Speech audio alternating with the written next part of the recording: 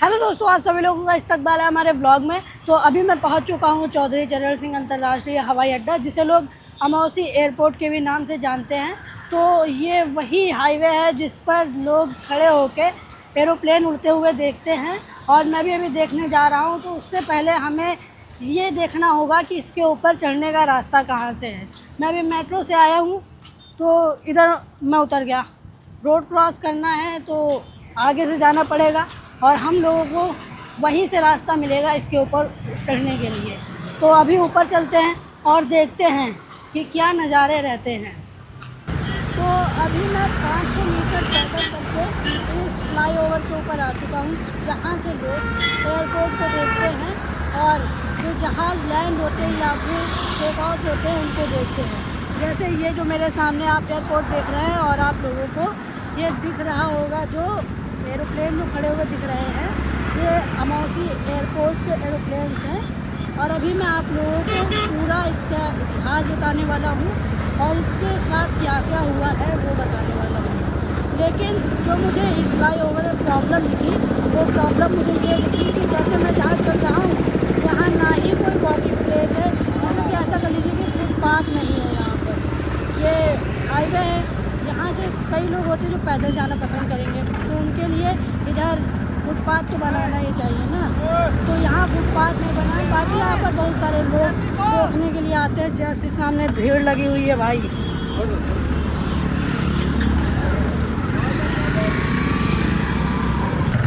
जिस फ्लाईओवर पर मैं खड़ा हूँ यहाँ पर शाम टाइम तो बहुत ज़्यादा भीड़ लगती है।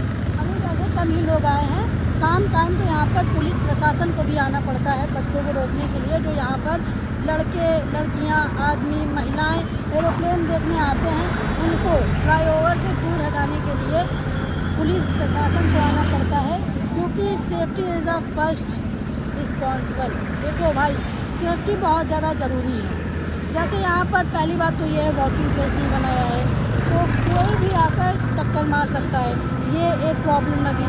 और दूसरी बात ये है कि कई जो लड़के आते हैं ना यहाँ पर एरोप्लेन देखने, वो इस दीवार पर बैठ जाते हैं।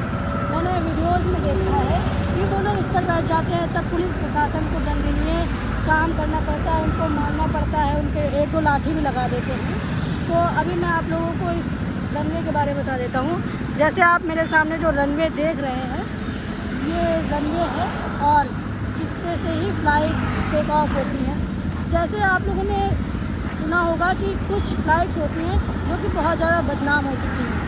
जैसे आप सुनिए इंडिगो, और जैसे ये एक प्लेन टेक ऑफ हो रहा है, ये देखिए।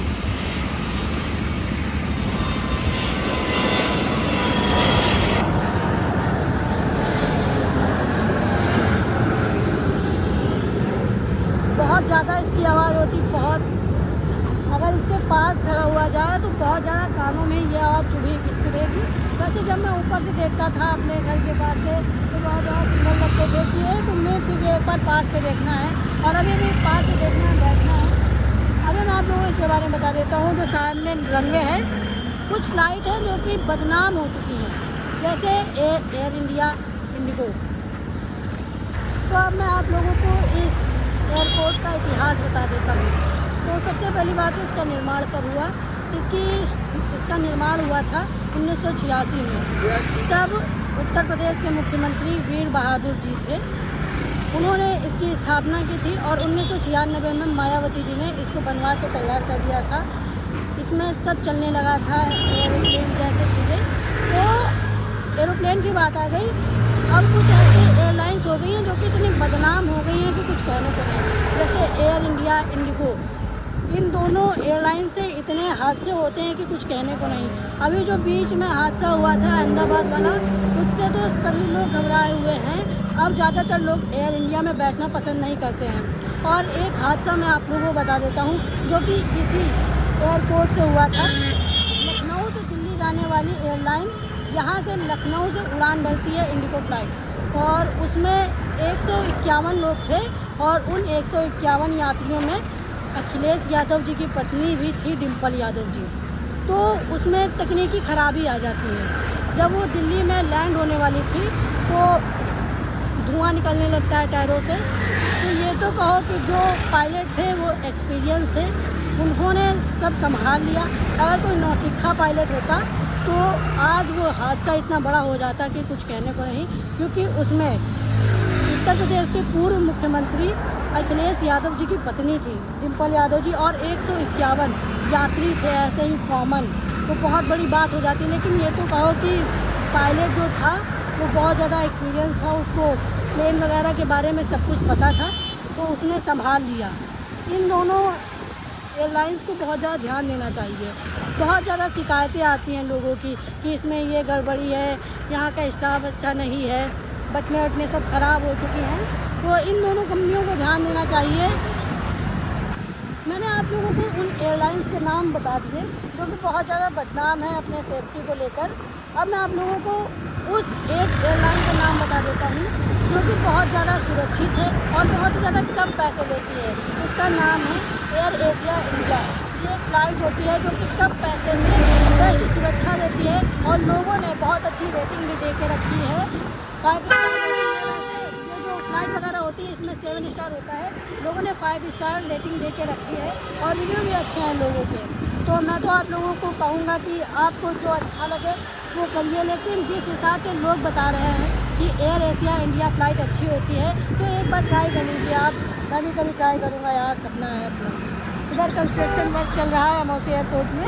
ये जो मैं अभी अमौसी बोल रहा हूँ, 2005 से इसका नाम चेंज हो गया था, चौधरी चरण सिंह अंतर्राष्ट्रीय हवाई अड्डा हो गया था। और फिर इसके बाद 2005 में इसका नेम चेंज हुआ, तब से लोग इसे चौधरी चरण सिंह अंतर्राष्ट्रीय हवाई अड्डा के नाम से जानने लगे।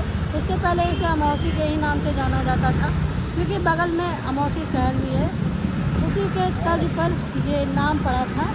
और अभी तो काम है ये हेलीकॉप्टर,